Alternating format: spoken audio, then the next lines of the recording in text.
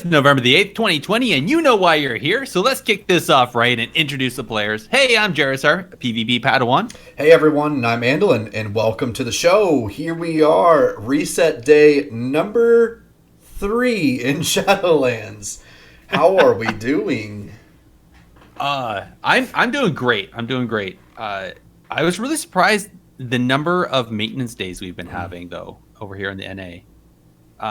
But I think we should probably ask Logan or Ssds how he's doing, because I think he's I'm doing pretty good. All right. we're out here. We're good. I was just waiting. Nice. All right. Well, hey, man. How are you feeling about all these maintenance days we've been having the last few days? I mean, I like it. It hopefully make the servers better. I'm liking that they're actually doing changes to the game as well. They're actually doing a lot of hot fixes. Yes. Yeah. It's nice to see them putting in some PvP nerfs, which we'll talk about a little bit later. And I think I just heard a rumor right before we started that the dress trinket is just going to get nerfed. I saw that as well. Huzzah. That was good. Finally. Yeah, it's always nice to not. After the expansion, it was released and it got nerfed. That's right. Yes. Better late than never, right? Yeah. Yeah. Yeah. Well, Yeah. That wouldn't be the first time that we had an item that carried over from a previous tier or even a previous expansion into a new expansion, right? True. True.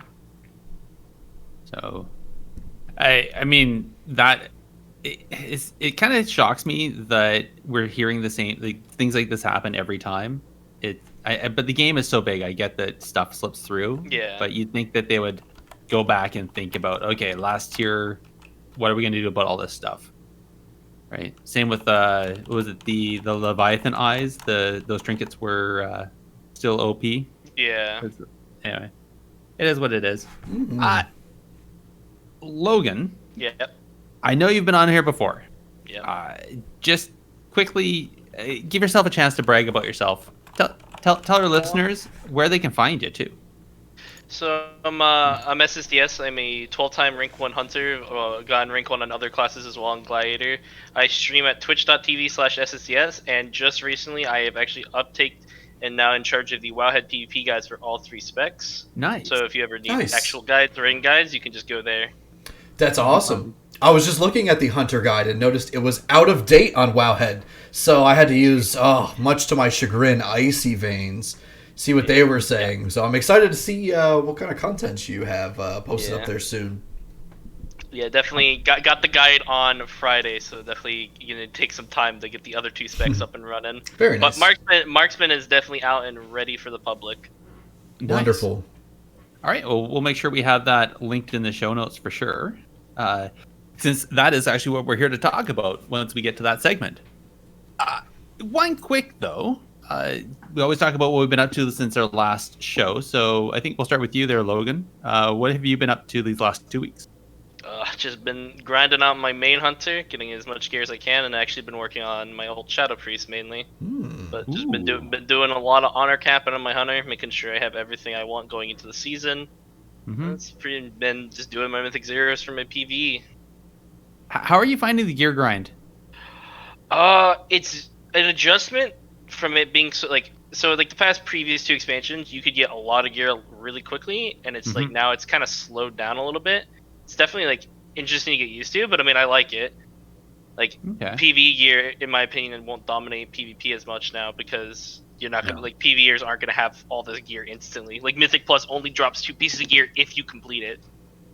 Right. So you won't run into people with massive gear advantages in the first week. Like I have something that we were talking with some friends about, and this is kind of jumping in real deep, real quick, but that's okay. That's how we do it here. So that's how we do it. Yeah. I'm actually a little worried because if the conquest cap is only 550, which means you're only going to get one 550 piece. Sorry, one conquest piece, right? And then presumably you'll get one from your Great Vault. That means you're going to have 2 conquest pieces. So for the first couple of weeks, if you knock out... Because you could run Mythic Pluses over and over. You can run the raids, get the 200 something item level pieces from that. I'm pretty sure that main stat is going to be worth more than the item level 184 or whatever item level, less sub 200 item level versatility stat that we're getting. So I kind of think that PvE gear is actually going to outperform for at least 3 weeks, 2 to 3 weeks before PvP gear can actually catch up to where we're going to have enough of it to where it matters. Yeah, that's looking like a big issue, but the one thing that PvP gear will have compared to PvE gear is that we can get it to really high item level really easily, because the way you upgrade your conquest gear is with honor, not with actual conquest. Right. So you could actually, like, this week you could immediately have a 220 piece, which is almost as good as mythic item level that PvE just can't get. That's insane. Okay. And then every week, if you're a PvPer and you're decently high rated, you're getting essentially 2 mythic raid level quality pieces guaranteed. Okay. So maybe the combination of having those high PvP upgraded conquest pieces plus maybe a few lucky drops on Castle Nathria might put you in the best possible position to be ahead of the gear curve. Yeah. I think for the first week, Mythic Plus will outgear PvP just because you could spam them, even though they only drop 2 pieces, but I think it will quickly even out. Yeah, that's how I see it happening. I'm glad. That's kind of what I was confirmed that. Reading into it. Yeah. Okay. I think the one thing there is you can always go toward because it's purchasing, you can get exactly the piece you need through PvP. Unlike in Mythic Zeros, you're just hoping that that one piece you want actually drops. Yeah. And that there's nobody else going for the same piece. Right? Yeah, and one big thing that's coming up in Shadowlands is that the PvP trinkets are very strong at the moment, even in PvE scenarios. Like, Badge being a 1-minute cooldown is really strong, so it's like, I think you're not gonna like run into an issue where like someone like says that has a Dressigath because they PvE'd the first week. You're not gonna run into issues like that. You're just gonna run into issues like, oh, this guy has like 1,000 more health than me or so. Yeah. So I don't think it'll be that bad. Okay. Nice. Okay. Very cool. 1,000 health isn't that much. Yeah. So, SSDS, what has been your favorite dungeon of them so far? Ooh, good question. I like, and this might be controversial, I like Mist of Tyr and Sight a lot. I like the brain puzzle on the last 2 bosses. Mm-hmm. Oh yeah. Cool. Definitely my favorite. Nice. Theater of Pain's also nice because it's really quick. There's like no trash, and you kind of just blow through it. It's just a quick, easy dungeon. It has a lot of bosses, but it's like literally only boss fights. Did you guys see how Rex Troy already soloed Theater of Pain? Yeah. Yeah. Did. I think he did it in his diaper too, or something like that. No, I don't know. Yeah. Well, Gerissar, what you been up to these last 2 weeks, man? Oh, but I've been so busy. I literally just got 60 about a week ago. Just got my Covenant this weekend, and I did like 1 battleground and a few other things. But I've been so busy IRL that like last night I went to come on to play and I had like 30 minutes, and by the time I got through, I think I had enough time to log on to. I have a monk that's sitting over the Timeless Isle because I still don't have Hulan's Mount, the Thundering Cloud Serpent. I logged on there, did 1 kill, and then it was time for me to log off and get some sleep. So yeah, been there. It's it's been rough. I sit back and I watch all these these streamers that are and these other people that are playing all the time, and they're showing off what their eye levels are, and they're 180 whatever, and I'm like, yeah, I'll get there eventually. It's all good. Yeah, Turtle wins the race, right? Turtle wins the race. Yeah. How about you though? What have you been up to there, Andallyn? A lot of just that. I put a lot of work into my 183 item level, and other than that, though, I've been doing a lot of wedding planning, and just I don't know. I'm trying to follow like from last episode, kind of following the Zaryu plan, doing my dailies, getting some physical exercise in, getting some game time, getting some work done, going outside. and just trying that stuff, just working on my health and stuff like that. So it's been a good last 2 weeks though. It's a good balance. Yeah, I'm loving the Shadowlands, man. This has been some of the most exciting WoW like game time that I've spent in the last couple of years. I don't remember having this much fun since I was queuing with some friends in Legion. So it's been a lot of fun, and it's kind of harkening back a little bit to some of the gameplay things that we would do in Mist of Pandaria, which was one of my favorite expansions. So I'm enjoying it a lot, and I'm looking forward to the season launch. And I stopped my queues just so I could be here right now. Thanks. Yeah. I did forget one little thing. I guess I should probably mention. So, as you know, I was leveling my Horde DK there. Mm-hmm. So he was sitting in the Oasis Guild, but then I saw that Sean Well and Elbereth and Aya and them, they had a guild going over on Tichondrius. And so I switched over and joined them. What's their guild name? Auxiliary. Cool. Yeah, it's actually really cool. It's kind of neat to see some of the other people that are in that. Cody there, Evoli, who was on the show as well. He's in the guild too. So that's actually how I saw it. I saw him tweet about it. I was like, ooh, I should go over there and join them too. So I'm the token Padawan. I think everybody else there is way more involved than I am. But that's okay. Yeah. All right. Well, hey, Andallyn, are you ready to get us to roll on your ideas? Or are you not prepared? No, I am prepared. I'm not someone who comes into this unprepared, okay?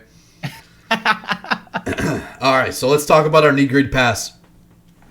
So just as a quick reminder to all of our listeners, Need Greed Pass is the segment of the show where we offer you and our other co-hosts the opportunity to either need, greed, or pass on 3 different options. You cannot need on more than one, you can only greed on one, and you have to pass on only one. So each item can only receive one assignment.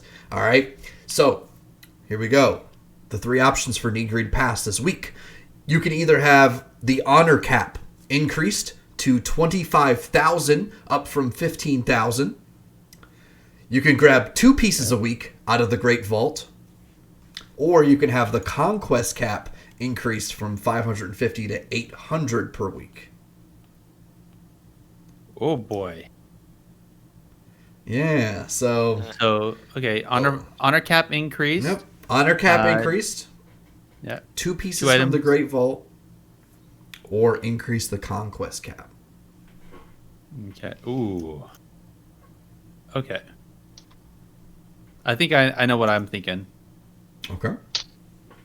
Yeah, pretty good idea as well. All right.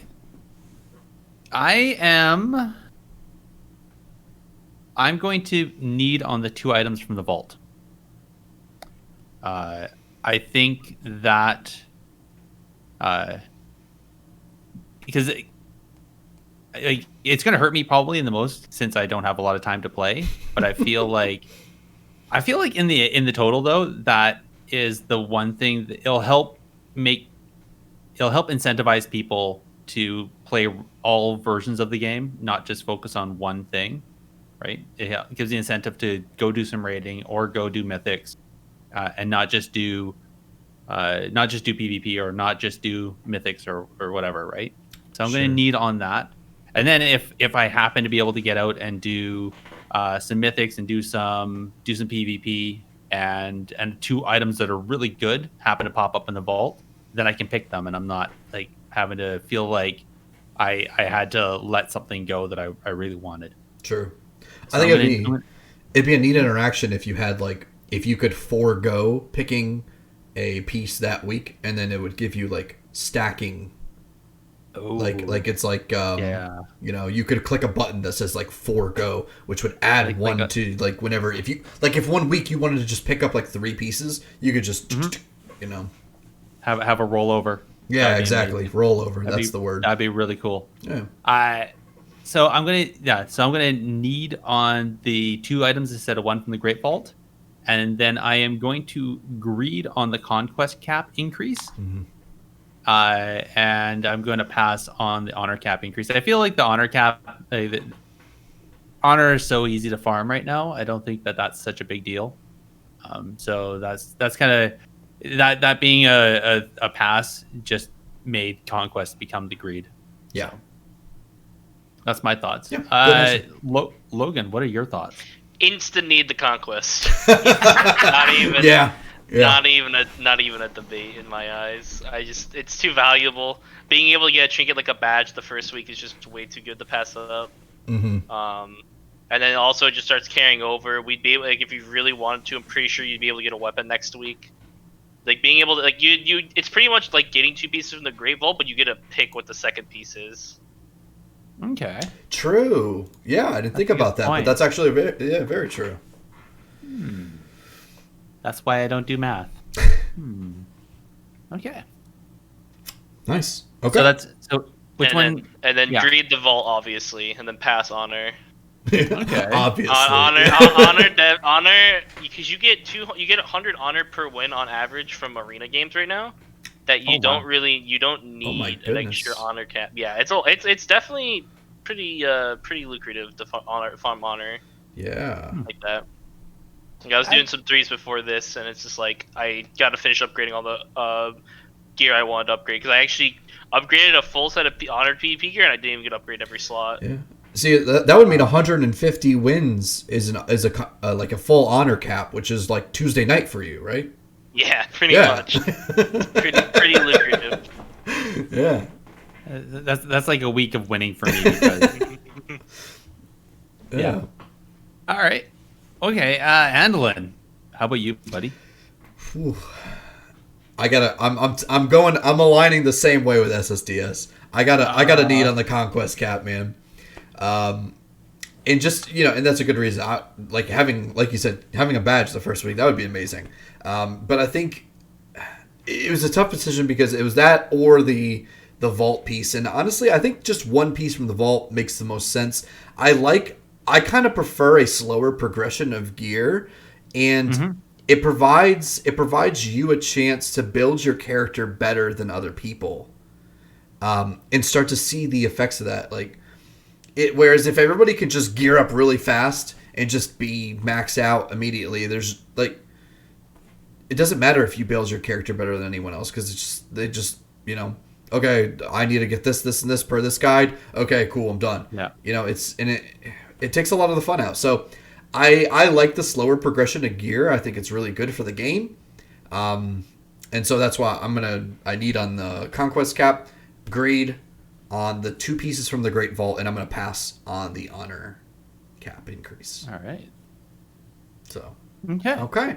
Pretty similar answers, honestly. I thought it would be that way, but yeah. That's a good question, though. Okay. I'm curious what people at home think, what they would choose, if they would go for the conquest point same as you guys, or the Great Vault like me, or if they would prefer the honor cap. So again, everybody send in your answers. Tweet us technically PvP or no, sorry, I just messed that up. Technically _ PvP or technically PvP at gmail.com. Yo, who is this joker that has technically PvP handle? And why is it not us? Yeah. We gotta talk to Twitter about that. That may have actually just been me. So fine. I don't have Okay. SSDS on Twitter either. Yeah. I don't know. Some guy who hasn't logged in 6 years has it. Oh, Jeez. that's horrible. I'm just wondering if there's a character that's actually WASD. There probably is. So, and we got from the chat room, they are agreeing conquest all day. So they're gonna need on that. Yeah. All right. Well, let's talk about what the upcoming PvP events are, and then we can get into the subject of analysis. Let's do it.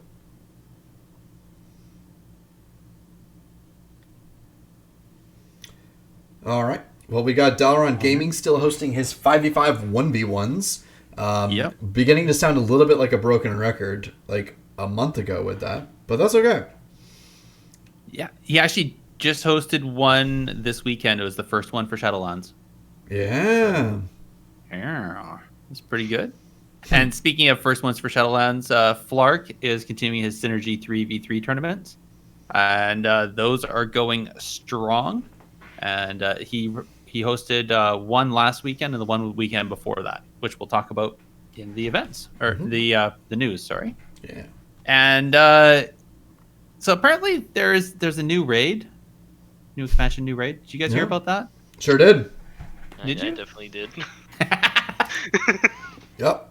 I seen it in the Dungeon Journal thing, and yeah. Yeah, there's a few YouTube videos. I think there's a season 1 survival guide that was done by World of Warcraft as well, by the Blizzard team. And of course with that, so I think Heroic opened up today and Mythic is next Tuesday. So the race to World First is going to start next Tuesday. And we have obviously the big name guilds. They're all going to be streaming online. So Raider.io is also going to be live blogging over on their website, so you can catch all the coverage there. OTK, they were having a roundtable, and I think they're also going to be doing some coverage. And then we have, of course, our own Warcraft Radio. So if anybody saw what they did in the last tier, the last World First race. The same thing is going to be happening this time around. So there's going to be daily recaps of what has happened. And you can find that over at warcraftradio.com. Mm-hmm. And so I think we got Big Dumb Gaming Guild. They're going to be live streaming, right? Yep. Complexity Limit is going to be streaming. Echo, which is the former Method Guild players that branched off after what happened with Method. Pieces is going to be streaming, and Method, we're expecting they're going to be streaming on Twitch, but they haven't made any announcements yet. And I also saw that the Chinese Guild Skyline, they're going to be streaming over at Douyu. Or Douyu. I'm not sure. How do you say that? Douyu? Douyu? Okay. So those are the ones I saw out in the social media that announced. If anybody else has seen or heard of anybody else that's going to be streaming, please let us know, or let the Warcraft Radio team know over at over on the Discord. That'd be probably the easiest way, because they'll allow the team over there to do what they do, which is do the recaps. Yeah. Alrighty. Mm-hmm. You ready? Let's talk about the subject of analysis. Is Logan ready? Of course, always. Yeah. This man says he's always ready. He's born to be ready. Nice. So today, talking about marksmanship hunters, near and dear to my Shadowlands heart so far, as I myself am also been maining a marksmanship hunter. It has been very enjoyable this far. And I'm sure if you've been on the receiving end of an aim shot double tap, you know exactly why. So let's talk a little bit about the marksmanship hunter, right? So how do you have this laid out here, Gerissar? Damage, of course. Heals, self. Okay, so rolls. We always do. We always do this, man. Come on. Yeah, but rolls for the marksmanship hunter. Yeah. So what roles does a marksmanship hunter bring to the PvP scene? So of course they're DPS, they're damage class, so we know they do damage, and they only have self healing, right? You can't heal anybody else. So then the only thing left they have is support through CC, right? So let's talk about what they can bring. What do they bring to the team? They bring probably some of the most powerful bursts in the game that isn't reliant on any gear or trinkets. Like Rogue's reliant on a lot of factors, but Hunter, you just kind of double tap aim shot, you do a lot of damage, and they bring probably the strongest single CC in the game with a freezing trap, 25-second cooldown, 8-second in cap. Mm-hmm. And it brings really good mobility with disengage with post haste with a 50% sprint and freedom, and then also with double knock with bursting shot and explosive trap. You were prepared for that one. That was a rapid fire, if you will. Let me tell you, when you have to write a guide in about 2 days, you get really quick about learning about what your class does. No kidding. That was definitely a volley of information. Yes. Yes. So So okay, so we got.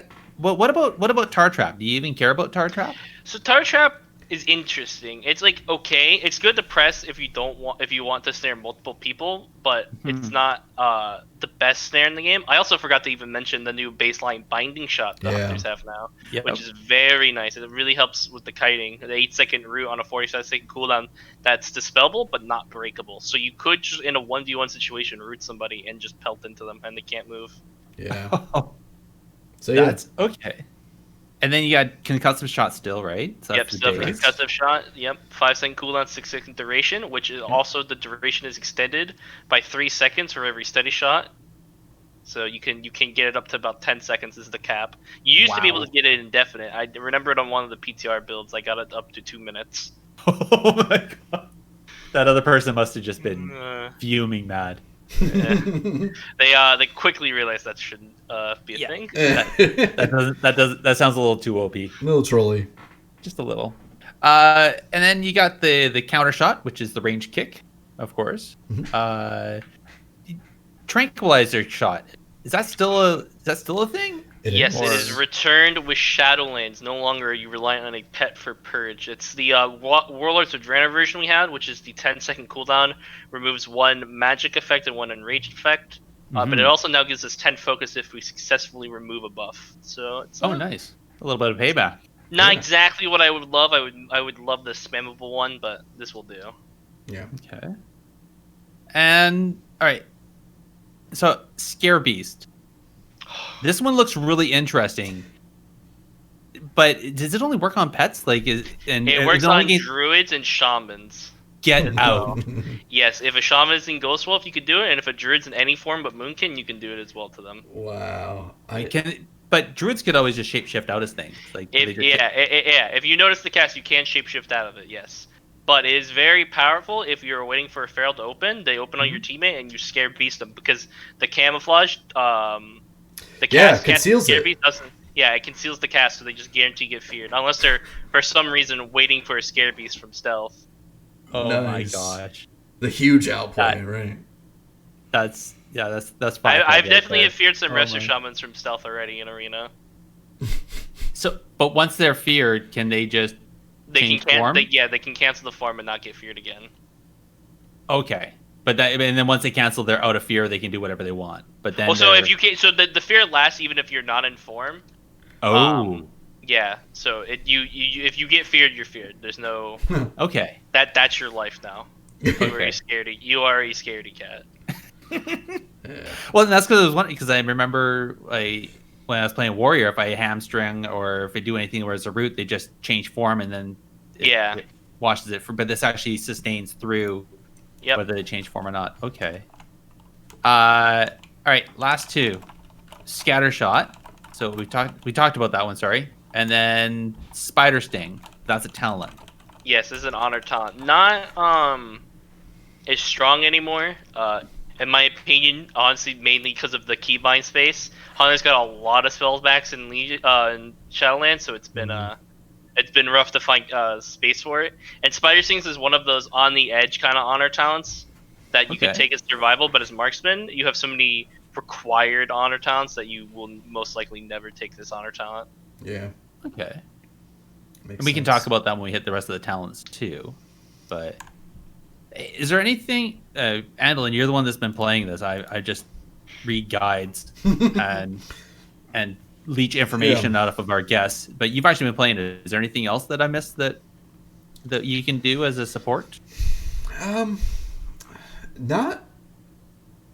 Nothing really outside of what we've already discussed. I'm trying to think rather quickly here. Hunter's Mark is the big thing we haven't talked about yet. Hunter's Mark came back. Oh, we have? No, we haven't talked about it. You're right. Okay. Hunter's Mark is the thing that came back as baseline for Hunters, which is really nice. It allows you to keep that mark on rogues if their cloak's down. It actually provides you a small damage boost there by having. It doesn't provide the damage boost anymore. Oh, it doesn't. Because a lot of PvE hunters didn't like in AoE scenarios or Mythic Plus scenarios where you'd have to constantly reapply in the middle of a pull if you wanted the damage increase. So they shifted the damage increase away from Hunter's Mark into just all the Hunter spells hit 5% harder. Gotcha. But one of the Okay.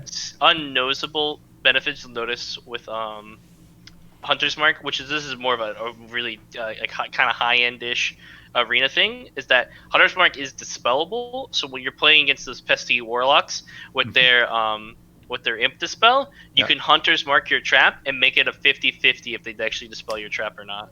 So that's like the biggest thing I've liked with Hunter's Mark's return, is that I don't just I have more counterplay to warlocks now. Yeah.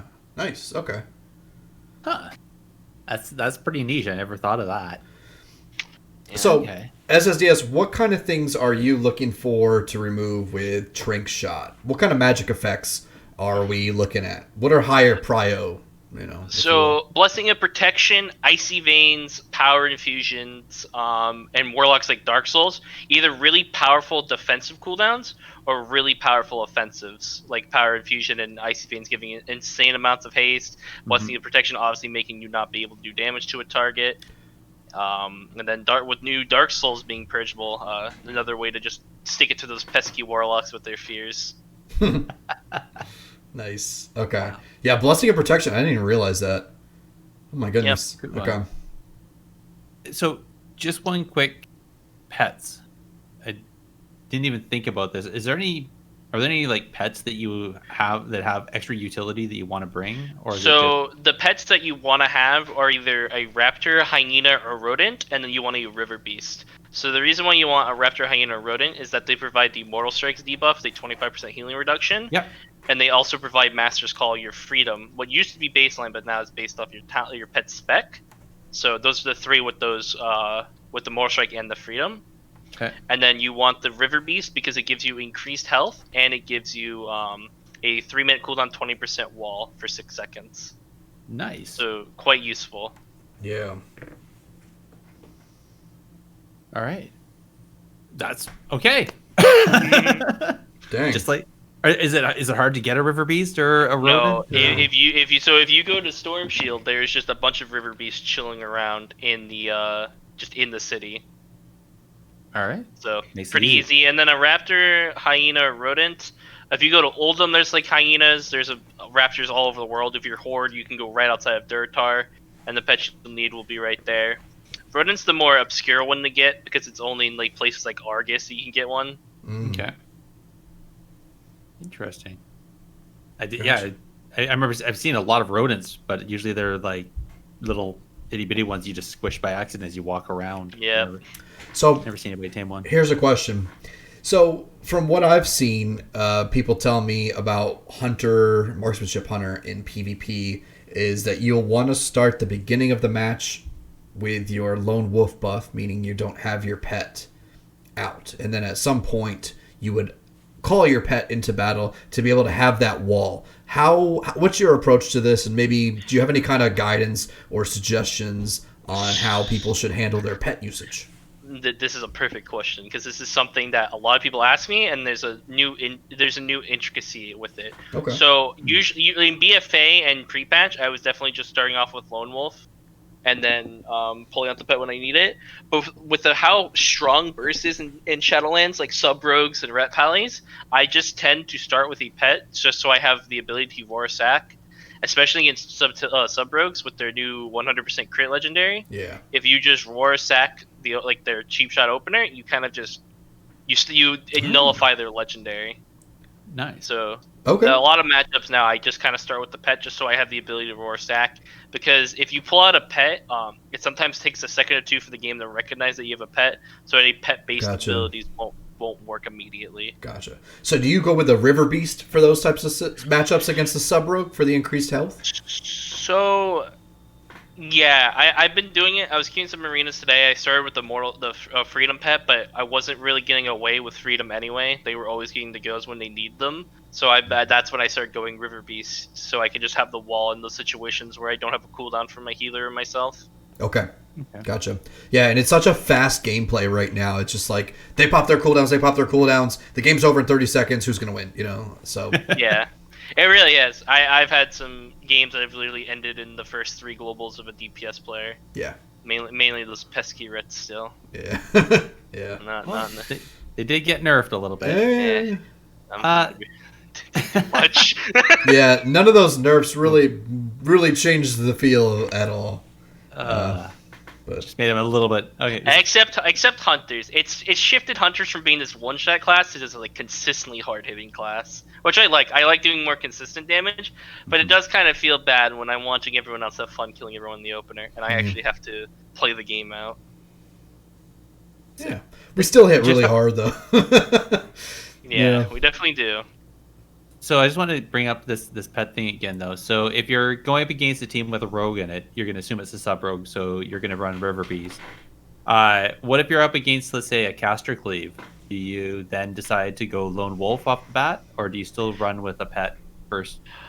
If it's a double caster, most likely I'll start with lone wolf, just because you don't really need war stacking. A lot of them you won't even run war stack into. Like if you fight Af Shadow Priest, you won't even run like a talent like war stack because all it does is amplify how fast your pet actually dies. Okay. So it just like depends, but yeah, most likely I'll start with Lone Wolf, and then I'll usually just pull out a Freedom Pet because you won't need a wall against these type of casters. So like a Freedom Pet to get out yourself. Like say you're fighting like our Shaman, Af Warlock, like getting out of that Earth Grab Totem is very nice with the Freedom Pet. Yeah. Yeah. I can imagine. All right. Well, let's talk about actual talents then, since we've kind of hit on a bunch of these. Andallyn, do you want to start with the first row there, and we'll run through these and see what kind of build we're going to end up with? Sure.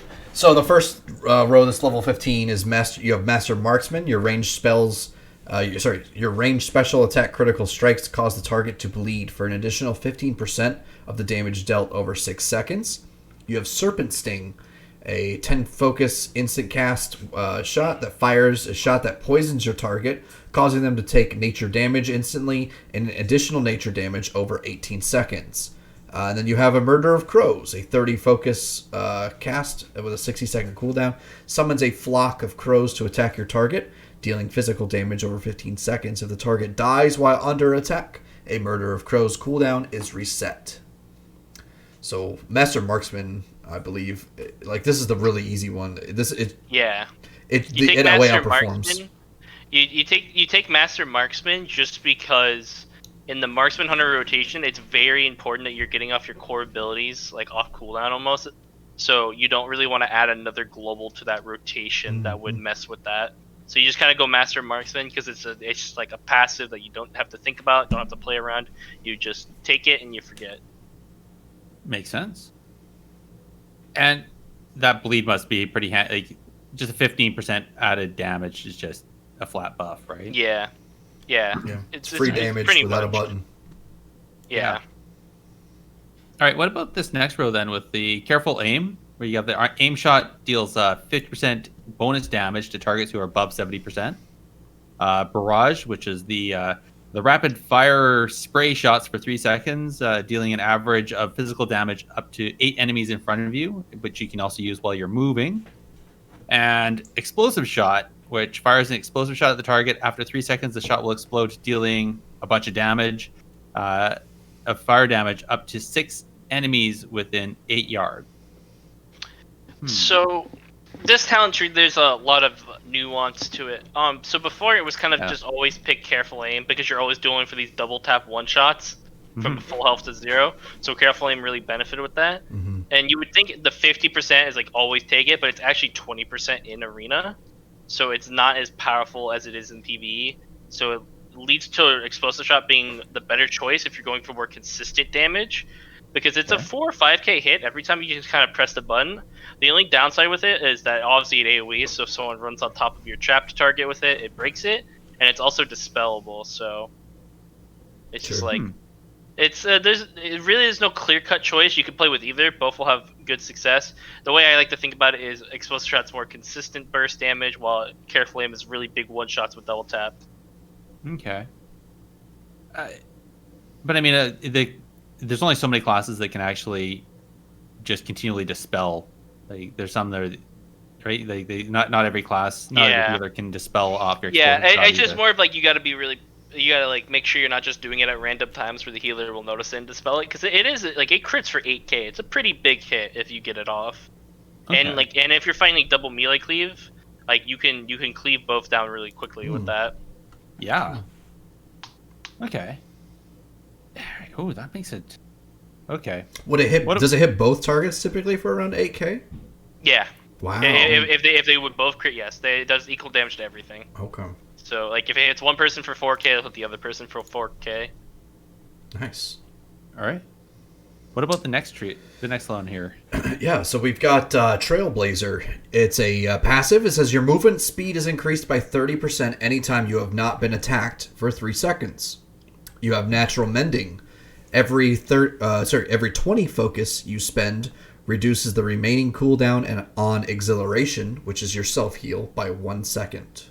And camouflage. You and your pet blend into the surroundings and gain stealth for 60 seconds. While camouflaged, you will heal for 2% of your maximum health every second.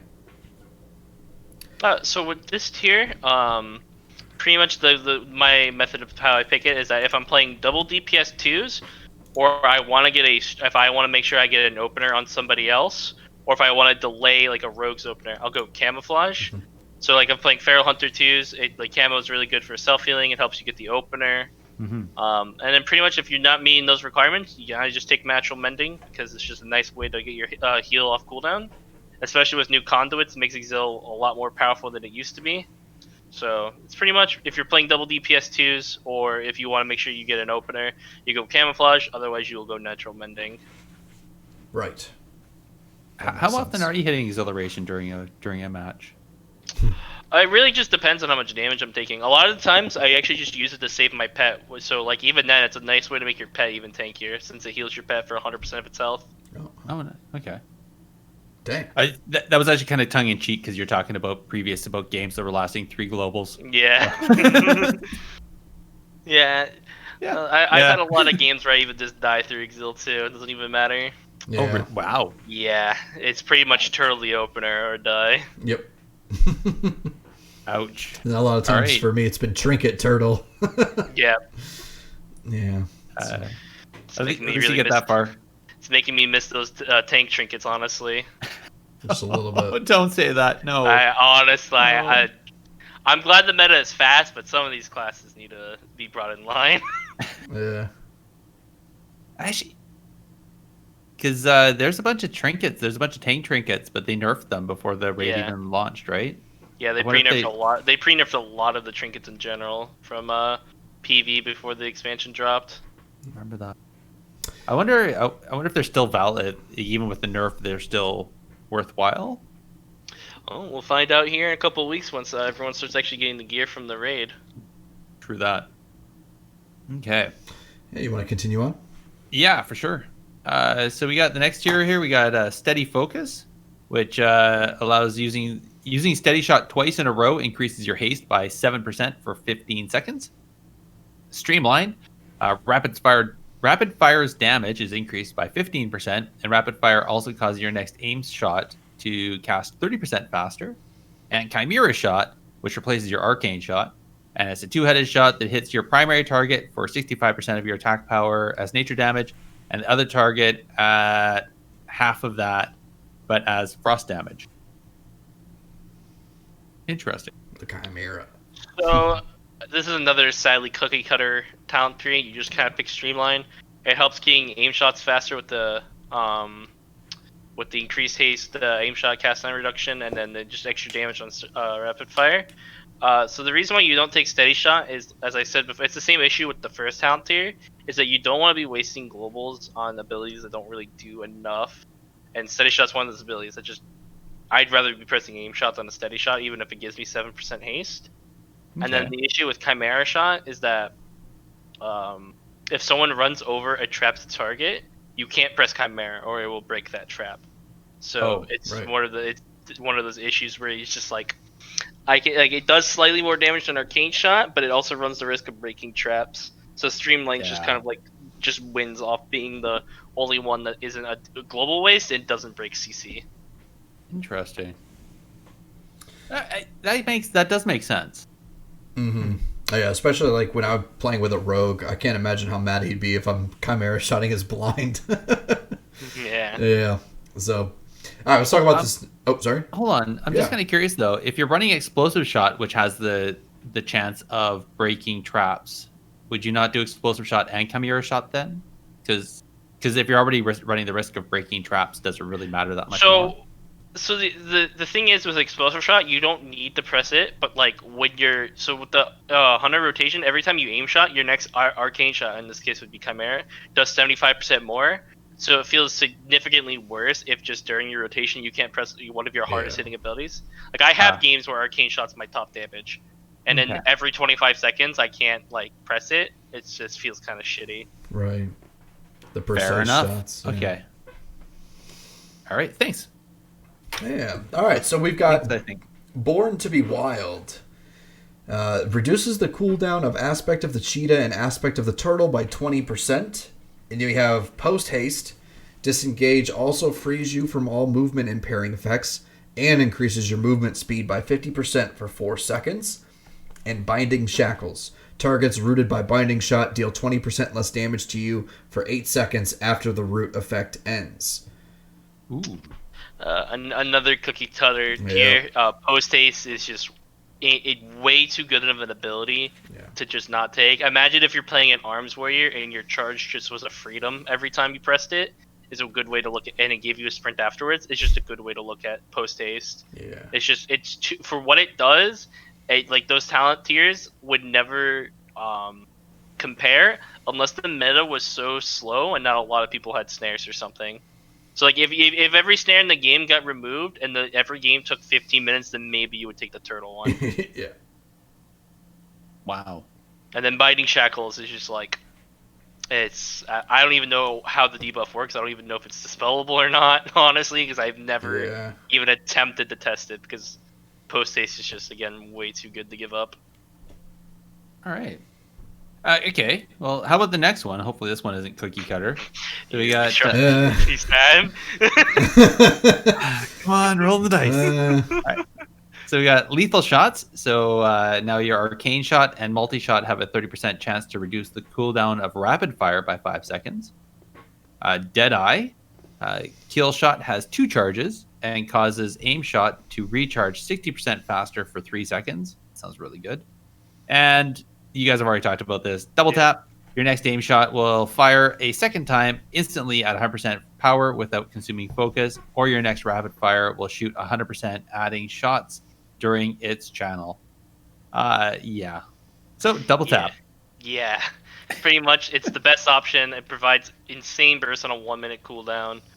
And it's just, it's just really good. The other two don't compare. Deadeye is not very useful because if you're in these execute ranges, you don't really want to, you're not trying to aim shot. You're trying to just do instant cast usually to actually finish off the target. So reducing aim shot's charge time doesn't really matter. Mm-hmm. And then you don't your rotation's already pretty heavy as it is. So like randomly making rapid fire come off cooldown faster kind of complicates it a lot more. Okay. So you just double taps is just another obvious pick. Sidebar to that, the legendary actually gives you lethal shots, like one of the legendaries. Do you think that is a decent legendary?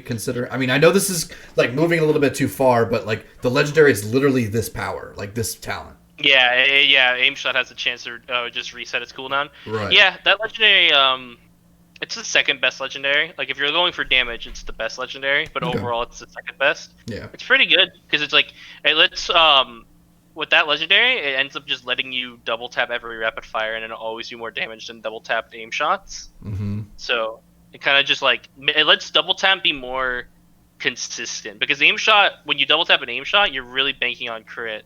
Sure. But if you're doing rapid fires, you're just hoping you get the entire cast off. Yeah. That's why I got Resonating Arrow.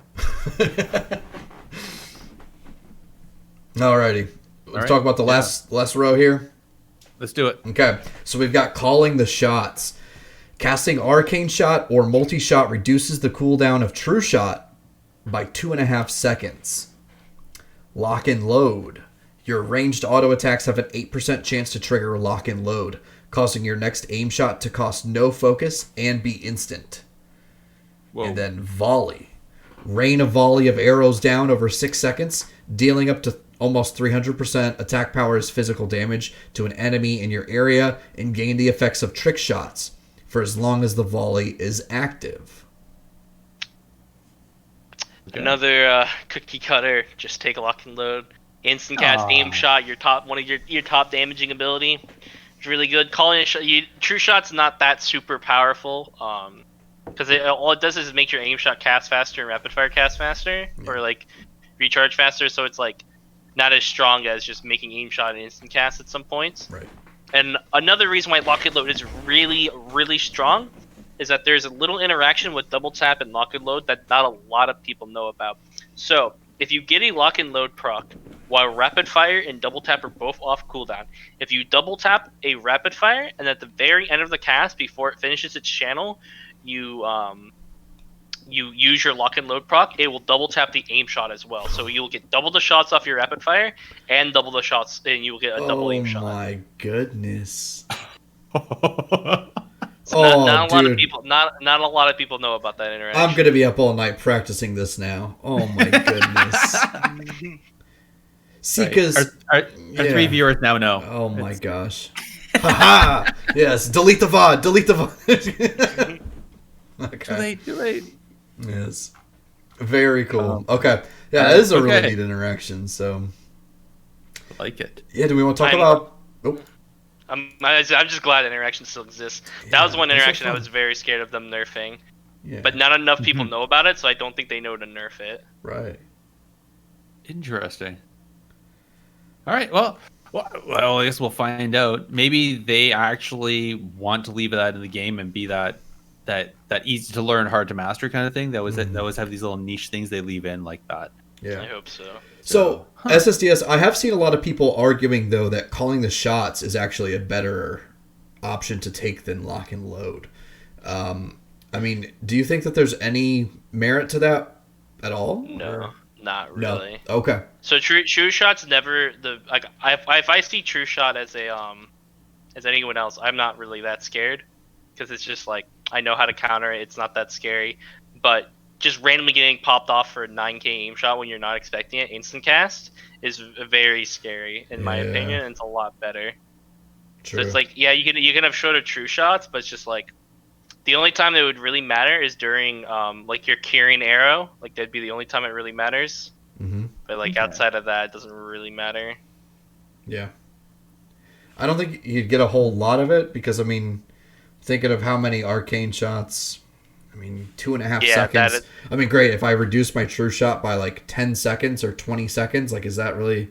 Yeah. Now there is a trick shot build, or not a trick shot, a true shot build that I was testing on beta, with a certain honor talent and a certain legendary to get about a 1 minute cooldown without calling the shots. So. That's like, it's like, I don't know. True shot to me isn't scary enough outside of the carrying arrow that I would really want to take a talent to get more of it. Sure. Yeah, I agree. Okay. Cool. Very cool. Okay. Let's talk about the PvP talents.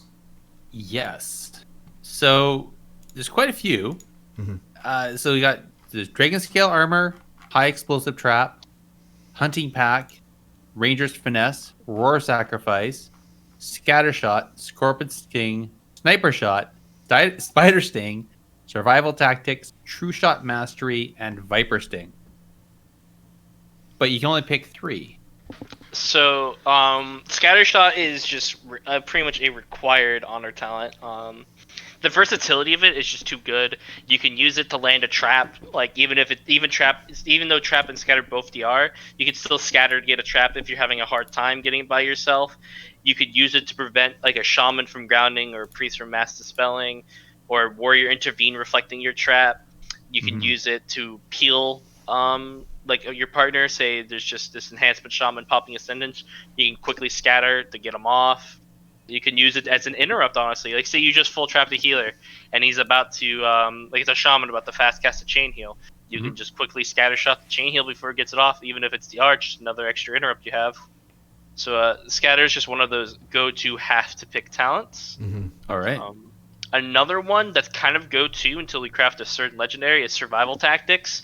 Makes Feign Death an actual like defensive cooldown with dispelling all harmful magical effects and then reducing your damage taken by 90%.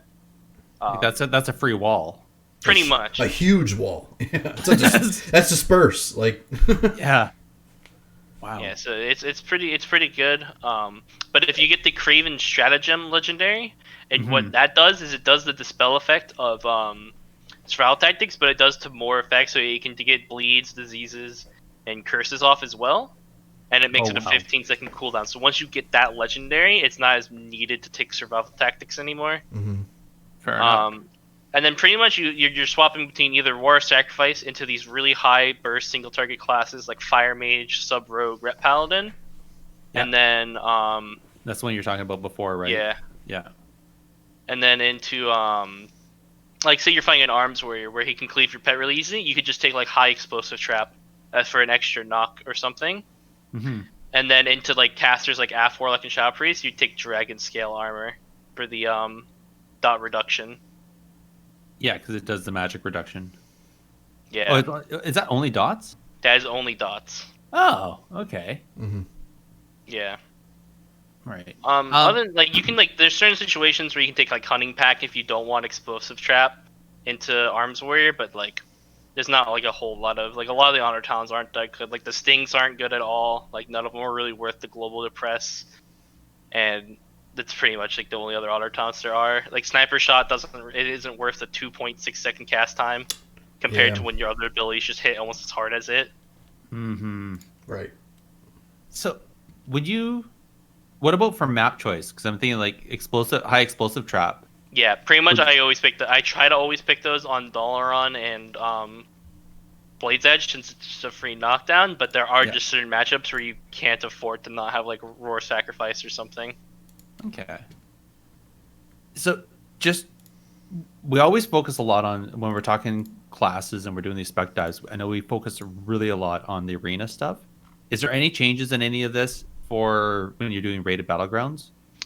Rated Battlegrounds, I'll always just go Camouflage, just because the ability on like a map like AB or Battle of Gilneas to like ghost a node, which is pretty much like leave a node by yourself to try to cap on somebody else. So like that's one thing I take it for. It's also just like a nice little heal if you're just going between bases. If you're doing Warsong Gulch, you need to do an FC push. It's like an extra free stealth for you. Okay. So there's that, and then what about for these PvP talents? Is that? They're pretty much the same, except you would probably just take either High Explosive Trap or you would take like Hunting Pack instead of Roar Sacrifice, since you won't be playing with a pet typically in RBGs. Oh really? Okay. Yeah. Just take that damage. All right. Yeah. Okay. Nice. Now that we got that done, let's get into the new stuff they brought into Shadowlands.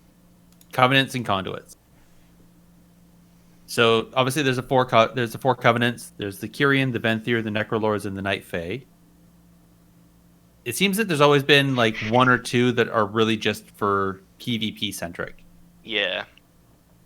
What are they for marksman? Kyrian. Kyrian and Kyrian. If you picked any other covenant, you're kind of trolling as a hunter. Okay. Because Blizzard in the last month before the expansion release nerfed 2 of the covenants by legitimately 90% or so. So they became just pretty much unplayable. And then one of the Night Fae covenant for hunters just doesn't work in a PvP environment because you just kind of drop an AoE. So you drop like a rain of fire, kind of. And then just if you hit someone in the rain of fire, it does more damage. That's just what the ability does. So it's like not that powerful. Well, yeah, because PvP people just walk out of the fire. Yeah, exactly. So it's just like carrying just becomes the baseline default because so one of the main reasons why it's good is that with the Soulbind Pelagos, his first Soulbind trait that you can get is every time you press Resonating Arrow, which is the Kyrian ability, you get 350 mastery, which is about almost 18% damage increase for just pressing the spell, whether or not they are in it. Yeah. It is just a massive damage increase. I could literally throw my arrow 20 yards away from my target, and it is still a damage increase, more of a damage increase than the other 3 covenants, like by just pressing it and missing it. Yeah, it's insane, Gerissar. And it allows you to. It's the one that allows you to ignore line of sight on people. Yeah. So I mean, just today I've queued like 8 arenas and I've won 2 of them by myself because I've blown someone up behind the pillar. Yeah. There used to be a really fun bug that they fixed the day of Shadowlands launch. So the way the ability works is that whoever's in the circle, you ignore line of sight of them. When the person leaves the circle, they get a debuff on them for 4 seconds that continues to allow you to ignore line of sight. There was a bug that if anyone walked out of the circle, whoever you were targeting would randomly proc the buff. And when I mean anyone, I mean your pet could run in and out of the circle if you min-maxed it enough, and it would proc the buff constantly on the person. Oh my goodness. So there was a way to just throw the arrow on yourself behind a pillar, send your pet out in and out over and over again, then spam procking on someone while they're just like in their room, and you would just kill them. I was very sad to hear that they fixed that daily expansion mod, because I was one of the only people that knew about it. Oh and gosh. I was so excited to abuse it. Mm-hmm. You were one of those players during Warlords that enjoyed just sitting in the room and sending your pet out to kill people, weren't you? I was in Legion, but yes, Was I it had in Legion? to. I had to. Okay. I had to, man. You queue into some of these classes, and you just can't compete with their classes. Yeah. So you just gotta separation anxiety them. my pet loved me. I don't know what to tell you. I can't believe I got the expansion wrong. Actually, I kind of can. That's typical Gerissar. Because that was when they first added honor talents, and I don't think they thought about any of the BM honor talents, because I remember one of them just made kill command and execute. It did. I remember that. You could just spam it indefinitely below 30% health. That led to the rise of Prot Pally BM Hunter, because BM Hunters did insane damage, and then you would just have that buff. Wow. Yeah.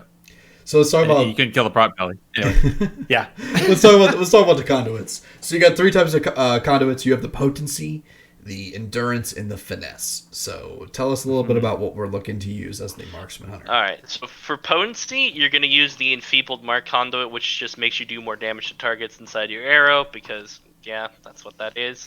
And then your second best will be the conduit that makes your precise shots buff do more, like cause your arcane shot to do more damage afterwards.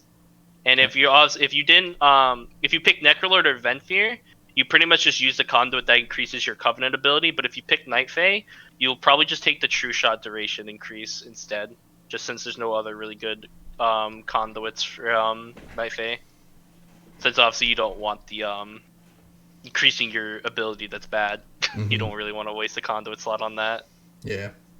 Ouch. And then, so Hunter has some of the weakest, I would say, for the finesse and endurance conduits. But the best finesse one is the disengage snare. Every time you press disengage, targets within, like, I think 5 yards just get like a 20% snare or higher. I have like the 27% snare one for 3 seconds. It's like, it's not bad. I'm not losing my mind over it, Yeah. But you just kind of take it to take it. Okay. Another one that's good is the counter shot one, where you just get focus if you land a counter shot. Yeah. That one's also pretty good to just take just to have it. But other than that, the finesse conduits aren't really good. Yeah. And then for endurance, you'll take the exhilaration one, which causes your exil to also leave a hot for a certain amount of your health after you press it. So like that one's pretty decent. And then the Feign Death one with the legendary is also really strong. The every time you feign death, after 8 seconds after, you get a certain damage reduction. So it's like an extra 6% wall when you have an item level 201. Okay. Yeah. Other than that, the conduits are not particularly enticing as Hunter. A little lackluster, but okay. Yeah. Nice. All right. So yeah, I didn't quite understand the reasoning for some of those when I was reading through them, so I appreciate you kind of talking about those. I felt like there some seem kind of like, well, that seems all right, I guess, but I'm not sure. like there's one that reduces turtles cooldown by like 13 seconds when you have like a 184 one, and it's just like, unless I pair it with like 2 other, like an honor talent and a talent, like I'm not getting much value out of that. So from what I've seen, the Pelagos, like we've talked about, is really the best soulbind inside the Kyrian, and I'm sure you can figure out whatever your best soulbind is, no matter what your covenant is. But does this mean that we should try to like shift our conduit path tree or whatever in the way of just using the potency conduits then, because the potency conduits are just getting us more bang for our buck? So I don't go for double potency just because our potencies also like our conduits overall are kind of meh. Yeah. Like for PvE they're good because like True Shot's actually really good in PvE, but in PvP it's not. So our conduits are kind of meh. I tend to go for the stronger soulbind traits.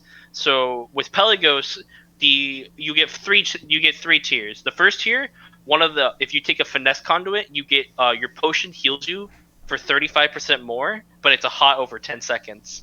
So it's like a lot bigger of a heal, but it's not instant. But that's still really good to take. Like you can file a go essentially and get like a 50% heal over that go. He's like the only time you really give up a potency conduit right there, because with Pelagos, you just automatically get one potency conduit. Like you don't have to make a choice; they just give it to you. Yeah. But another soulbind that's really good that I didn't even notice was really good until I really looked at it is Clea, which is the second soulbind you get.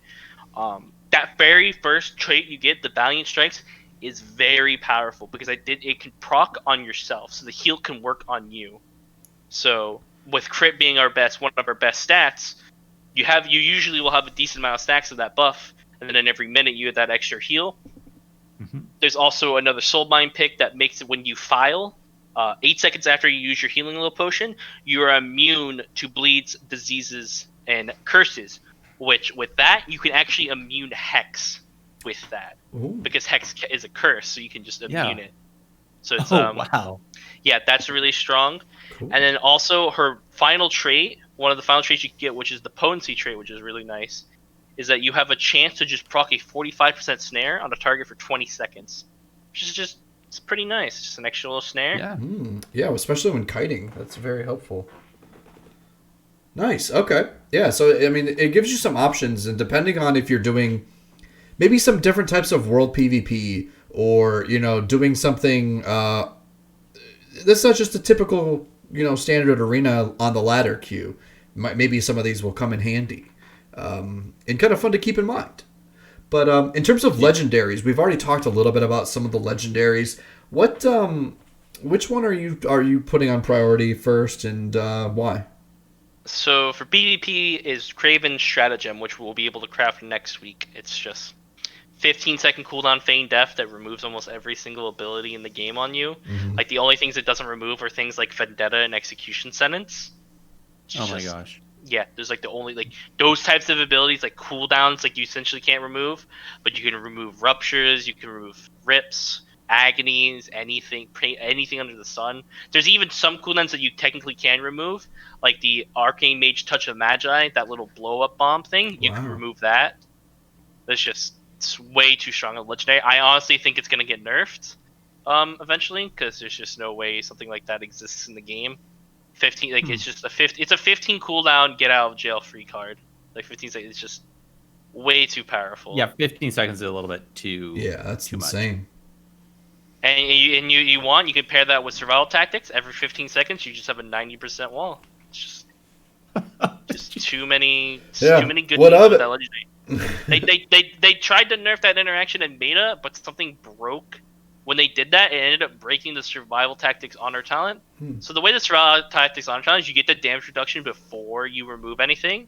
So what was happening when they tried to break that interaction was survival tactics wouldn't reduce the damage from UA. So you would just end up getting one shot by UA by pressing that. So you essentially just couldn't take that honor talent to Warlocks. They since fixed it to where it doesn't do that, but now the interaction with survival tactics is back. So yeah, it's just really nice. There's just a really good, and it also lets you just not have to take survival tactics in certain situations. It opens it up. Yeah, you're saying that. Like it's essentially an honor talent is what that legendary is. It's like it's literally a conflict and strife, like legendary. Gotcha. Okay, so that's number one. I've seen everyone's talking about Serpent Stalker's Trickery, the one that gives you a what's it called, a sting or serpent sting whenever you cast a name shot. not good. I actually crafted it for PvE reasons because it's our best PvE legendary. So I actually am playing with it right now. It is not impressive. It doesn't blow me away. Nothing about it really like says, "Ooh, this is really good." Okay. I'm really glad I crafted this. Like the best damage legendary mentioned it earlier is that the surging shots legendary. Yeah. Just because it makes rapid fire do a lot more damage, and the ability to also reset rapid fire is really nice with streamline because it also means you get more faster aim shots going on. Right. Okay. Yeah, because as long as you can push more anything that's going to help you push more aim shots is going to be good. Yeah. Yeah. Well, but we can have up to 3, right? So if Serpent Stalker's Trickery isn't 1, what would be the third? So I was mentioning earlier is that 1 minute cooldown True Shot build. So that would be the Wild legendary that reduces True Shot in all your aspects by 35%. And if you take that with the Honor Talent True Shot Mastery, your True Shot has a 1.1 minute cooldown, which allows you to essentially trick shot every single carrying arrow if you hold carrying arrow for like just a little bit. So like that one's not bad. And then it also gives you a little nice extra survivability. There's also another Honor Talent you can actually mess around with, is that if you take the talent Ranger Finesse, that every time you aim shot, you get 5 seconds off your aspect of turtle and your exhilaration. Maybe that could be useful for living. That's something I still need to test personally, but that's something that could be worth looking into. Gotcha. Yeah. Okay. So with this, there really aren't any other just straight up damage legendaries that we're utilizing, I guess. Like, because the Eagle Talon's True Focus, what was that? What was that one? It just gave you a longer duration. It halves the cost of all of your abilities in True Shot, which with the new change to True Shot that gives you increased focus regen. And it's garbage. Yeah. It just no need for it. Yeah. Okay. Gotcha. As a last thing here, they're kind of critical to how our rotation in PvE. We use multi-shot to be able to get that trick shots buff. Does that have any role in player versus player? No, not really. Okay. It's not super necessary. Like maybe in RBGs, but even then, like I was trying in BGs to do it, it's just like it's not really worth it. The only time trick shot and all of the beta and Shadowlands that I've ever found use for it was back when Serpent Stalker's Trickery worked differently, and it would fire an extra arcane shot whenever you hit a target with trick shots. So what you could do is you would spec into Volley, and you would spec into Chimera, because Chimera also did the cleave, and the cleave damage was equal. Like the two heads did the same damage. So you would double tap Carrying Arrow Volley into an aim shot, and especially if anyone was next to the target, it would fire 2 Chimeras on the single target, 2 Chimeras on another target. So you would 100% 100-0 guarantee, even if you didn't crit. Oh my Just with one shot, because of how the legendary work. Because you would get 2 Chimera hits, 2 aim shots, and if anyone was stacked, you would get another 2 Chimera hits. You could get up to 6 Chimera hits. It sounds like a Rex Troy video. Yeah, no, it was really ridiculous. I have a clip on my channel of me testing it out, and it was pretty ridiculous. The thing, like what you could do with that legendary. That's amazing. Wow. I can't imagine why they changed it. I'm glad, because that was not a fun play style. Waiting every 1 minute to do anything. Yeah. Yeah. All right. So when you're gearing, what stats are you looking for? So before they nerfed my baby my baby double tap, I was gonna go for verse crit because it was super important that you crit during your double tap Kieran arrow windows. Yeah. But I'm gonna need to do more testing. But verse mastery might start eking out above crit, just since we're not gonna be so burst reliant as we were before. Okay. So, like, just more damage baseline might be better, especially with you most likely starting to double tap your rapid fires instead of your aim shots nowadays. Mm. But so, question: Mastery just increases the range at which we're able to use our abilities for. So how does that actually translate into actual damage? Well, it's also there's also a damage increase component to it as well. Okay. Yeah, so it's the range increase and the damage increase as well. Okay. It's like double the range. So you get like right now I have 12% mastery, so my range is increased by 12% and my damage is increased by 27%. Oh. That's why Pelagos is really strong, because you just get 300, you get 350 mastery for free, which right there, that's like 20% damage increase. Wow. All right.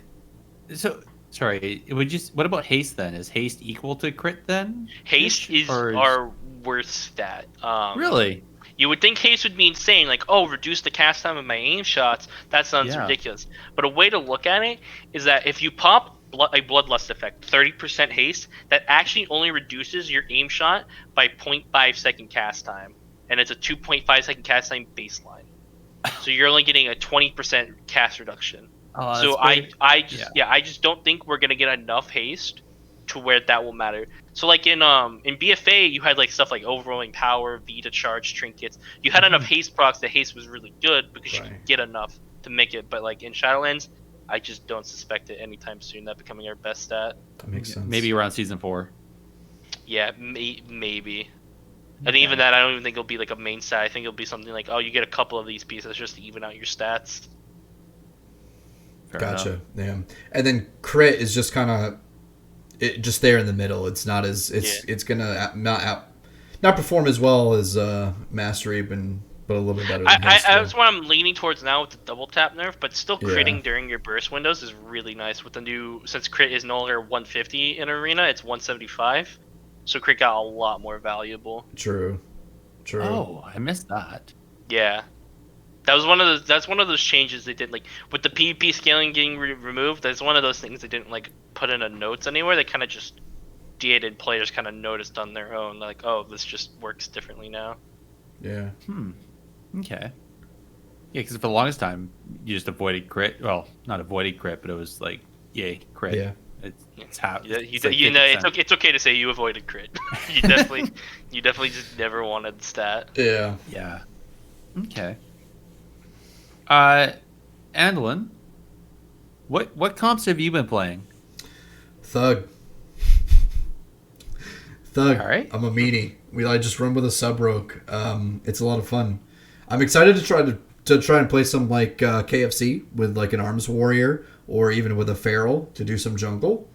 And there's plenty of other options I think we can run with from there, including like the Ret Paladin. But I've been really enjoying the Thug Cleave. It's been a lot of fun. And even with the nerfs that came just this morning or afternoon on reset, we didn't really feel it too much. It was very small balance tweaks. So, but yeah. How about you, Logan? What do you play? Pretty much the comps the 4 comps I'm looking to play the most are Jungle Cleave, which is Feral Hunter, Ret Hunter, Rogue Hunter, and then I really want to try Warrior Hunter. I think Warrior Hunter will be very good.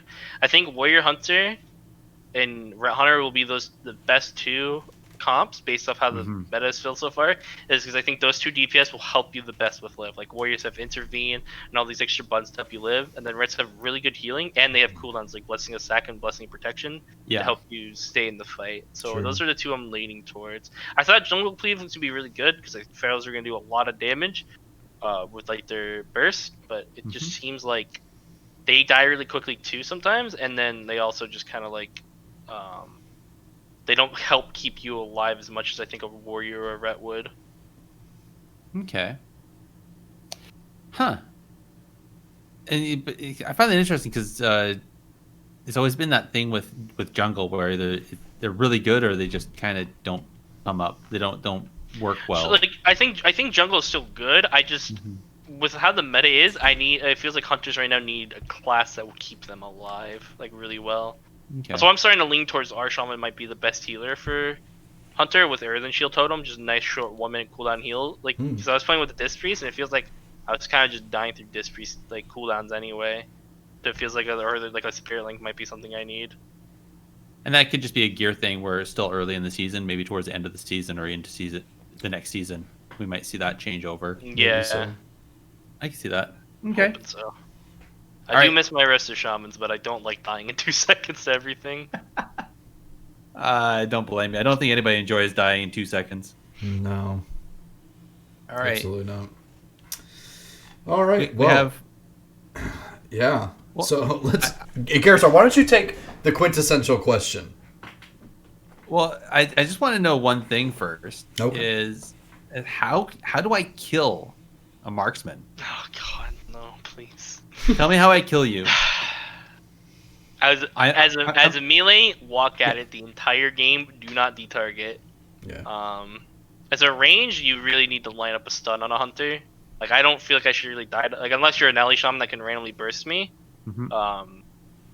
You have to get me in a stun, alright? We'll just line all your damage. But as a melee, it's really just kind of set your sights on the hunter, don't detarget, and just go.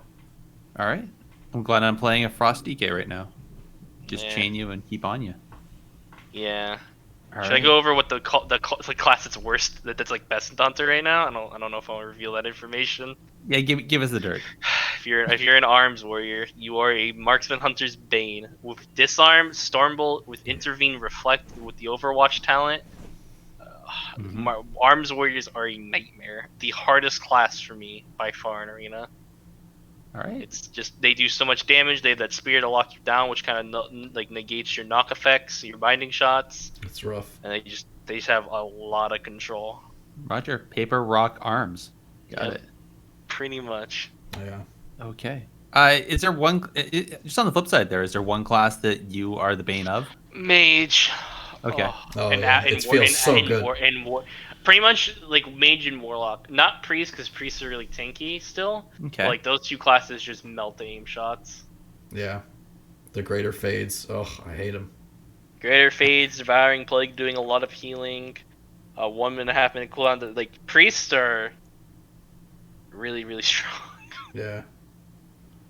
Quite a strong class.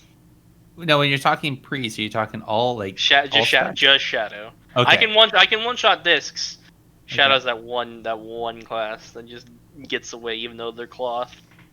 What about holy priest? Are they still like the mid-range healer that does well, but we won't see in AWC? I don't know. I really enjoy playing disc holy priest. Like I've enjoyed playing it a lot of my priest. I think the only issue with holy priest is it lacks cooldowns. It really only has guardian spirit. Yeah. So it lacks a cooldown that helps stabilize people. So I think you'd have to play with like really tanky classes that can live on their own for holy priest to do well. Yeah. Yeah, I heard him doesn't heal very well either. No, it does not. For an AoE. Divine him does not do much. You pretty much just divine him for the 10% healing increase it provides. Okay. Huh. Well, now that we're done talking about priests, all right, quintessential question, the one we always ask, and I know you're prepared for this one. What you're sitting down with Ian Hazakostas, and he says, "Logan, I'll let you pick it. No matter what, I'll do it. What's one thing you'd change about Hunter?" Bring back ranged survival. Oh, that. Oh, it was so nice. I can go for days. It was the best designed hunter spec of all time, and they gave us a melee spec in its place. Tis what it is. Okay. That or 2 second pet res if the range survival. You only get one. What happens if he tells me no though? What happens if he tells me no? No, he said won't. Whatever you want. He'll do it. He will say that. Yep, range survival, please. Please and thank you. Without a doubt in my mind, I like being ranged. So being forced to play melee for the past 2 years was really sad. So that's why I'm really excited that Marksman is looking to be the best spec. Understood. Andallyn, what's the one thing you would change? What would you tell Ian? I want a talent where my first aim shot out of like a camouflage actually like kind of like pegs someone into a wall and kind of stuns them there for a second or however much time. Wait, Shit, I regret my choice now. Kind of like. No, wait, I honestly every time. Kind of like I could ask for I forgot I could ask for abilities again. Oh. Oh, Kind of like a Reinhardt charge or something like that. If you've played Overwatch, where it just you just peg them and it just, if there's a wall behind them, they just get stunned. You know. damn it! So that's what I would go with. I think that'd be fun. I messed up. All right, what'd you mess up on? I'm dying to hear. I should have picked frozen ammo so I could make everyone's life miserable again. The 50% baselines. Oh, I should just pick that. I don't care. If I'll just play BM with 50% snare the entire time. All right. I'm just gonna piss everybody off, and I want ammo to be a thing again. I want it where you have to have like a bag full of ammo. But Not mad. you can actually change. But you have it where you can change the different types of ammo. So you have like frozen ammo, you have a fire ammo, you have. And it's cosmetic too, right? Oh yeah, Yeah, of course. Yeah, good. It's 2020. Come on, we have to have the cosmetics. It's all about the team mog, right? That's right. So. I like that actually. I like it a lot. So. Now the question is does swapping ammo cost you a global? God, please! It already cost me a global to swap. You're just reminding me in beta where at the beginning of beta, Trink Shot and didn't work for polearms for some reason. So if you were playing survival, you had to use a global to swap to a ranged weapon to be able to Shrink Shot, and then you had to swap back. So it took you 3 globals to do 1 Shrink Shot. Worth it. Totally worth it. God, it was so bad. That's funny. I'm glad they fixed that, actually, because that would be just horrible, but still. Well, it kind of makes sense, though, role-playing wise. Like, why would you be able to do a trank shot with a polearm? Right? Role-playing wise, why can I randomly start swinging people from across the map every minute as a hunter, as a survival hunter? The class to me doesn't make much sense from a thematic standpoint. Shit, there's so many damn it, there's so many things I would have asked for Ian. Fuck. Like, I'm just thinking about it, like, if you're gonna make melee survival, at least let me dual wield so I can dual wield Thunder Furies or something like that. There's like so many like things I'd want. Yeah. I know. And that's one thing that we love about that question is there's all these things that if you actually think about it, but you can only do one. Oh, I could have just said go back to mop. Why didn't I say that? That's even better. Then everything's fun. Yeah. There you go. There you go. Oh. It's like the classic, like, well, you should have asked for more wishes, you know? Alright, fine. 10.0 Marksman Hunter. The 10.0 Marksman Hunter podcast will be ready. There we go. Wonderful. Well, hopefully we have you on before that, because that's going to be about 2 years away. But why don't we talk about other things that are fun and that have happened and talk about the news? Let's do it. All right. So we have the Ready Raider. They had their Gulch Classic, the NA Finals, back on the 20th and the 29th of November. And congratulations to Vampire Clan. I actually remember to write down the full name, so I didn't brain fart it again this time. VC or Vampire Clan for winning that tournament. And they took it roundly. They only lost 1 map out of the whole thing. Nice. Yeah, it was really well done. We got, as we mentioned earlier in the show, Flark has been doing his Synergy tournaments. And so the first one was on the 30th. And congratulations to Warsham, Supatees, and Grifsky for taking that one. Super. Yeah. Nice. So Supa's been playing in that just for fun. Yeah. Tickhole was also playing in there. Ferrix was playing in there. Nice. To name drop a few people that have been on the show. And there again, there's been a wide range of players in that. And you don't have to have any CR. He has this neat algorithm where he creates teams out of. So chances are, you could be a 1,400 player playing with a 2,100 player playing with a 3,000 something, a 3K player. So it's really kind of cool. And again, just last weekend, we got Blitz Sama, Dragons Kings, and Bro Guy McDude for winning last time. Guy McDude. Yes. Best name ever. Yes. And they were playing a really neat Demon Hunter Warrior combo, and really what it came. I think they won several maps just by he would drop the Kyrian, the blue circle, so people couldn't run away, and then the Demon Hunter would hunt. Oh, and people would nice. just die. And it got to the point they're doing an after discussion, and the Demon Hunter was saying how there would be times where he would start casting the hunt and then cancel cast, and people would just waste walls because it was that scary. Yeah, I believe it. That's really smart. Yeah, and then you cast it, and they didn't have a wall anymore. It's like juking, except you're not baiting kicks; you're baiting walls. Exactly. That's exactly what it was. Yeah. So there's been some hot fixes. No. Just a couple. Yeah. How much time you got, Logan? My baby. They did me dirty. I know. Granted, that was the only hotfix that they could have done that wouldn't have just completely killed marksman in PvP. So I am happy about that. I was every stream I have, everyone's asking me, "Do you think marksman's gonna get nerfed?" And like, what would you want them to nerf? It's like they have to nerf double tap. It's the only thing that really makes marksman not fun to fight because it's not fun every minute just dying for no reason. Yeah. True. No, double that was very strong. I thought it was a fair nerf. I mean, yeah. Mm-hmm. It's good. So I should read this one off directly. So what you guys are talking about, the double taps extra aimed shot is 50% reduced damage in PvP situations, and then aim shot no longer deals 10% increased damage in PvP situations. Right. So yeah, that seems fair. I mean, like you guys said, it still feels good. It's just not insane OP. Yeah. Yeah. I mean, you can still land a double tapped aim shot, and you're still going to hit really hard, and you feel that second shot too. But it's not like it was before, just queuing 24 hours ago, where it was just like double tapped aim shot. My rogue just has to like touch you, and you fall over.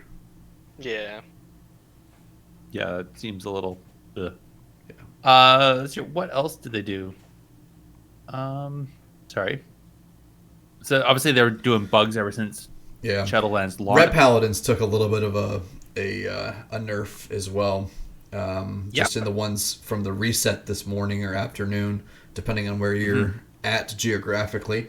But it really doesn't seem to have a whole lot to do. These all seemed like minor tweaks and turns of the knobs and whistles. So just a little bit of I can't confirm, bouncing. as I fought a Red Paladin today, that nerf did not do anything. Yeah, no.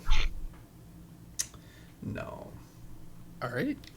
But I'd say if you're interested in all the nerfs and the hot fixes, you're best off going to their literal scrolling feed of these hot fixes and checking them out. And you can they're laid out well, so you can kind of look at just the ones from PvP and whatever you're kind of wanting to filter it down to if you want.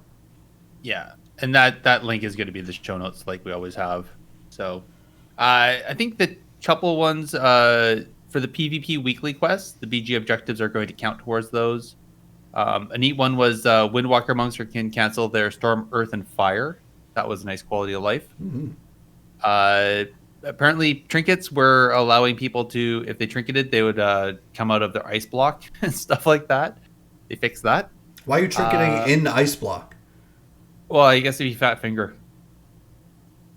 I don't know. Yeah, you deserve that, honestly. Trinket your own ice block? Come on, man. Yeah. At least now it doesn't happen. This was a neat one. Demon hunters can now dodge and parry while they're casting the hunt. That seems. See, now they're not going to do it. They're just gonna do it over and over and over again until. But so here's the question.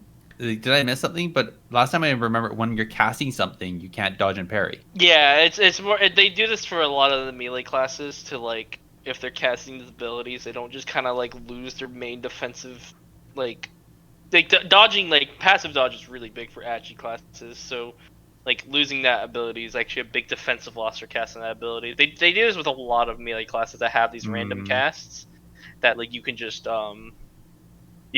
dodge and parry while doing it. Like I remember Fist of Fury for the longest time. You actually couldn't dodge or parry during that ability, and then they added to it in like WoD, Wow. Okay. and then they made it naturally parry. Yeah. I don't know, it seems like, considering how powerful the hunt is, that seems like a worthy trade-off where you have to decide if you want to give up dodge and parry for a second to cast the hunt. I don't know. Yeah. Hey, whatever. But now the worst thing you can do is actually finish the cast. Yeah. I mean, come True. on. Why would you put it on cooldown when you could just cancel it and cast it again? Yeah, and then not worry about walls. And then, of course, I think everybody saw Season 1 started today. I was joking a little bit earlier about raids opening and that. But, yeah. So, with today being raid launch day, we have Mythic Dungeons. And the season for the Mythics have gone. So now we can do higher than just zeros. Keystones. And, yeah, we actually do Keystones. And the rated ladder has opened.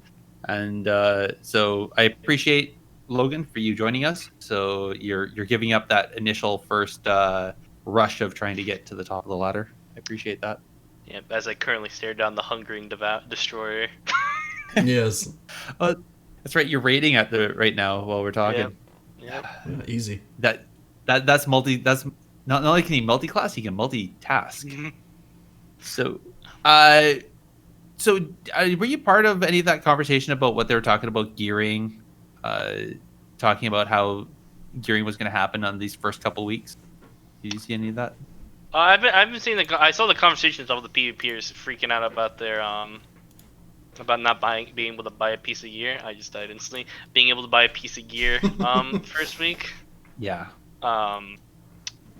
It's definitely like I said, it's definitely jarring when you go from like how the past two expansions been, where it's like been a gear blitz to where it's like kind of slowed down now. Mm-hmm. So, I mean, I think it's fine overall if everyone's not getting as much gear, but we'll just have to wait to see and see what happens. I think it'll be fine. It is kind of discouraging that this week I won't be able to buy a piece of gear because I don't want to buy a ring or anything. Right. Yeah, I could see that. But at least you can save the points and then decide what you want to do, right? So yeah, I know. Like I'm saving up for a badge. Next week. Since badge is very powerful, and being able to get that at 226 next week will be Huge. very good for PvP and PvE. Yeah, it's going to be awesome. I know one of the conversations, the big one was because it's only because it's 550 conquest point cap Every week, which is nice that if you don't cap 1 week, the second week that cap like the total that you can earn over the season keeps increasing. Yeah. So you can catch up, which is really amazing. I know a lot of people were really concerned because the weapons were still showing as needing to have earned a certain amount of conquest. 5,000. Yeah, 5,000. So then you're going to have to wait till week 10 to be able to earn just to get the weapon. or be able to get the weapon, which had an item level equivalent to some low mythics. Like so some people are going to be running around with mythic level raid gear and dungeon gear when people were still scrambling to even get get through the slog of conquest points. Yeah. Thankfully, Ian responded to Twitter. Some people pinged him and he immediately responded and said, yeah, no, that's legacy. Don't worry about it. We're going to get rid of that. And they did, which is thank goodness. Mm-hmm. And the other thing, I think this one is really important. So this first week, the Great Vault eye level is going to be capped to 203 which is for Mythic up to Mythic 10, and I think it's 220. Yeah, I think I put that. Yeah. 220 or rival rank 4 for the PvP stuff, and then the following week, the caps are going to be removed. And I'm guessing that's just so that the gear coming out of the Great Vault doesn't exceed what the gear is in the game right now until Mythic Castle opens up, and then it becomes more of a free for all. Yeah, I think that's about it, really. I don't know if there's anything else you guys want to talk about from the season 1 start. Any last feelings about season 1 starting today? and coming, right after on the tails of American Thanksgiving and going into the Christmas season? No. Other than I would say if you're just logging on, and you're wanting to get into the arenas and stuff, run around Oribos and pick up some of the quests. There's a lot of quests that that don't really pop up on the screen or anything like that give you a lot of awesome rewards like conquest, anima, and honor points just from doing stuff like playing ranked PvP and earning honor and different things like that. So go pick up those quests, because they're easily forgotten about, and they can definitely give you that nice little boost, especially if you're not looking to just grind the whole weekend, or you've got other things you want to do, but you want to have a little fun playing some arena here and there. So that would really be my only suggestion. It's a good one. If you want to upgrade your honor gear, make sure you get to Renown 7, and then pick up the quest from your Renowned person in your Covenant Hall, because you actually need to turn in that quest to be able to upgrade your honor gear. That was a big pain for... Excellent point. Yeah. Noted. Yeah. That actually, now you mentioned that, I saw something on Twitter from the devs about that, because somebody was mentioning that they were frustrated, and they said, yeah, you have to go do a quest at Renown 7. Got it. Okay. All right, then. Any quick shout-outs before we close out the show? It's SSDS. No person in particular, but other than that Wowhead guide, definitely put a lot of effort in the past couple days to rush that out. I was excited to be able to work on that. Dilly had been the one that had been working on it previously, right? But IRL conflicts, he had to give it up, and thankfully I was given the opportunity to work on it, and I'm pretty proud with what I put out there. Yeah, I'm really excited to check that out. I was given. Definitely have to update it now, though, because Blizzard nerfed my class. But I mean, it keeps a dynamic flow of content, and it's engaging, right? Yeah. If you need to, you can just hyperlink in this podcast, and yeah. I don't know. I have a direct link to the guide on my Twitch, and I still get asked questions from it. Quick question. Before I should have asked this earlier. The Covenant question: how many times a day are you asked the best Covenant? It is awful. I dislike Covenants because of that alone. The amount of times I get asked, I can imagine. Is astounding. I heard the sigh when I asked the question, and it's like you're waiting. You need a Twitch bot that just says it's Kyrian. I do have a Twitch command that does definitely just say it is Kyrian. Wow. And it still just doesn't matter. Yeah. It is what it is. I mean, all right. Andallyn, do you have anybody you want to shout out? No, I'm just going to shout out my Q partners, Mikey and Peter. We'll be hitting it tonight. So shout out to those guys if they're still listening. And that's it. All right. Well, I want to thank the second guest, the chat room, for joining us. Appreciate all the discussions that were happening while we were talking, and I was reading you guys. Not going to say you aren't part of the show. You are. So if you are listening and you have a chance, please join us at our next live recording every other 2 weeks. And in the meantime, please go over to Warcraft Radio, and I think they're going to put it on the Discord now. They're going to have a channel for it, but they are still looking for some people to help out at Warcraft Radio. They're looking for some video editors. I believe they're looking for some more producers, and definitely some people to help out with the website itself. So go check it out if you are interested. Throw your name in the hat, and help out the team. Be part of a great organization. These guys are nothing but a blast to hang out with. And just come up with the new best thing, right? And just one last piece. We need you guys to give us some reviews. There's no new reviews to mention, and I think Girls Gone WoW have hit about 28 now, and we're at 3. So I need you guys. Yeah. Come on, don't let us down.